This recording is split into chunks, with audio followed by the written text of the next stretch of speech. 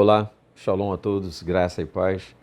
Eu sou o pastor Livingston Farias. Esse vídeo aqui é um dos tantos que farei para conversar com vocês sobre a questão do meu livro, já lançado pela MK Books, e agora o livro, o e-book, e o livro físico chega agora pela BV Books.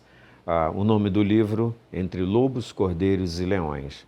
A ideia da capa já é muito poderosa, a ideia do conteúdo é impressionante, impactante, não do ponto de vista do que seja impacto, do que costumeiramente se diz nas mídias. Não é esse impacto, é um outro tipo de impacto. Ele é um livro implosivo, porque muitas coisas assim das dinâmicas da Bíblia também estão dentro dele. Nada fora dela contém no livro. Nele eu escrevo sobre as rupturas do chamado. Eu escrevo, na verdade, sobre o nascedouro do chamado.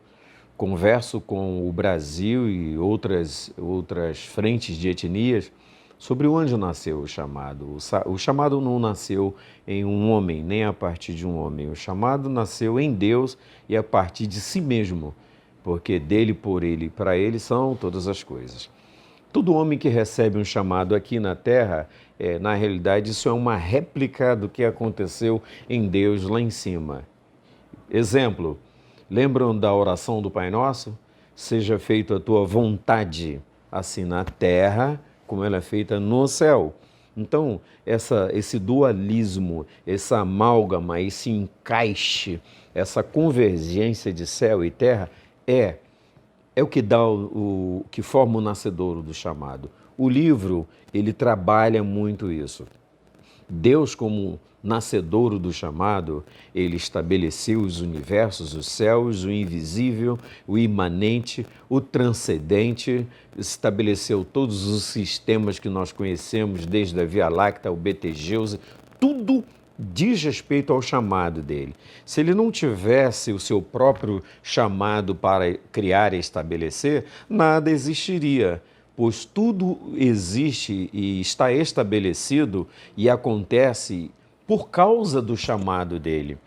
Em segundo lugar, o nascedouro do chamado também vem de cima, porque os três, ele, o Verbo, que é Jesus, e o Espírito Santo, se uniram e disseram, façamos o homem. Então aí você tem o desdobramento do chamado. Esse assunto aqui, meu tema, é pouco conversado nas mídias, pouco conversado nos podcasts, pode ter certeza. Pouco compartilhado nas escolas dominicais, nas aulas e nas salas de ensino, porque quando ele se une com os dois demais e diz, façamos, e isso não é só um objeto da teologia, ele está dando demonstrações para os seres humanos de que os três se uniram para dar conta de um chamado, para criar a anatomia do chamado, o acontecimento do chamado, as proporções do chamado, a elasticidade do chamado, as estruturas do chamado, e para isso eles puseram mais um quarto elemento, porque eram três, Pai, Verbo e Espírito Santo, que ainda não era filho, e entrou o homem. Então, quando eles criam um homem, eles criam a partir de um chamado para criar, de um chamado para estabelecer a porção seca chamada terra. E você sabe, Galileu e Einstein bem consolidaram essa coisa toda. Em terceiro e último lugar desse vídeo, tendo eu andado sobre a anatomia do chamado, a simbologia do chamado, as estruturas do chamado e o nascedouro do chamado que está em Deus, quando ele cria um homem, a primeira coisa que Deus faz para o homem é dar um chamado a ele. Todas as coisas estão debaixo da régua do chamado. Veja bem, eu vou repetir. O primeiro dom que Deus dá para o homem, o primeiro presente, é o presente chamado. Então, cada um de nós, eu estou aqui com um amigo meu, Rodolfo, ele tem um chamado. O Gil, que é meu tecladista, que é o técnico que está aqui atrás me captando, ele tem um chamado. Cada um de nós, singularmente, possui um chamado. E isso só foi possível porque, primeiro, Deus nos criou, em segundo lugar, Ele nos deu toda a essência dele, a sua imagem e a semelhança. E o terceiro objeto é o chamado. Então, agora eu termino o meu vídeo. Você junta a imagem e a semelhança e o chamado. Nossa! O homem realmente é a maior das máquinas poderosas que Deus estabeleceu desde a fundação do mundo, mediante a todas as criações. O homem é aquele que tem o chamado. O universo tem o chamado porque cumpre o seu propósito. Os céus manifestam a glória de Deus. A terra tem um chamado porque cumpre o seu propósito. A terra bendiz o Senhor com todas as suas conformidades. Mas o homem é o capitão do chamado de Deus, porque ele distribui para o mundo, para as etnias, a imagem e semelhança. Esse é o principal dentre os maiores chamados que poderia existir na Terra.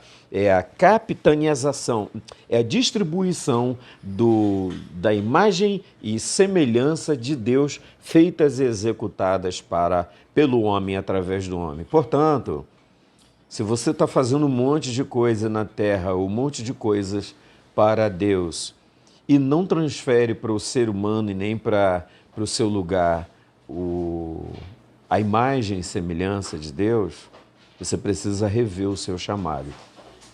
O chamado nosso não é só para executar coisas. O chamado nosso não é só para empilhar coisas, como os startupistas fazem na Avenida Paulista de sapatênis e mochila. O chamado nosso não é só para ter uma Bíblia aberta ou um microfone na mão para cantar. Não é. O chamado, acima de todas as coisas, é para a redistribuição da imagem e semelhança. Pois, eu termino, a glória do Senhor seria conhecida na terra, diz o Abacuque, que a terra se encheria do conhecimento de Deus, da glória de Deus, imagem e semelhança, como as águas cobrem o mar.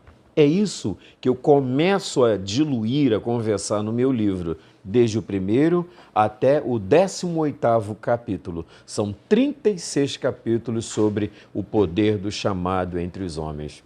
God bless you!